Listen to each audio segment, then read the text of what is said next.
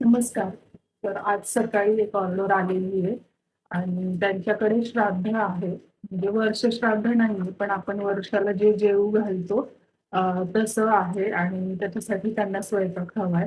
आणि आज सकाळी अचानक त्यांनी सांगितलेलं आहे, आजच त्यांना ऑर्डर हवी आहे आणि आता 11:30 वाजलेले आहेत. 2:30 वाजेपर्यंत त्यांना ही ऑर्डर हवी आहे.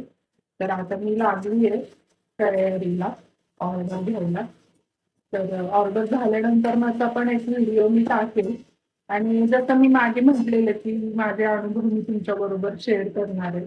तर ज्या मागच्या ह्याच्यात मी सांगितलं होतं ना की तुम्हाला जर सवय नसेल करण्याची, तर तुम्ही लगेच निराश होऊ नका. तुम्ही ना स्वतःला वेळ द्या. 6 महिने, वर्षभर आणि याच्यातली सगळी माहिती करून घ्या.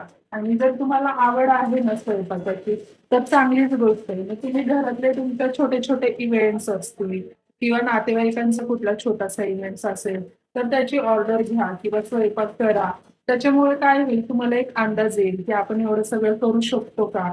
आणि व्हिडिओ काढून ठेवा. ते जे जे पण तुम्ही पदार्थ बनवाल ना, त्याचे व्हिडिओ वगैरे काढून ठेवा, फोटोज काढून ठेवा, जे तुम्ही सुरू केल्यानंतर ना तुम्हाला उपयोगी येतील. आणि ह्या सगळ्या मध्ये ना एक तुमचा हात बसेल, तुम्हाला सवय होईल, अंदाज येईल, किती लोकांना किती लागतं, किती नाही. ते सगळे अंदाज पण तुमचे लिहून ठेवा आणि मग थोडा वेळ घ्या. कारण कसं आहे, एकदा का तुम्ही बिझनेस सुरू केला, तर तुम्ही बंद नाही करू शकत. किंवा बंद करू नका. आणि ह्या सगळ्यामुळे एक एक्सपिरियन्स येईल. मग तुम्ही थोडासा वेळ घ्या आणि ह्या सगळ्या गोष्टी सुरुवात करा. आणि जर तुम्हाला अनुभव आहे, तुम्ही करू शकता स्वयंपाक आणि सगळंच तुम्हाला येतंय व्यवस्थित, तर तुम्ही चालू करा. मग तुम्हाला चालू करायला काहीच हरकत नाहीये.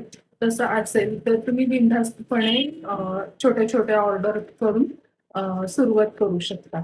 तर आजच्या भागात एवढंच बघूया आपण. आता भेटूया पुढच्या ब्लॉगमध्ये. धन्यवाद.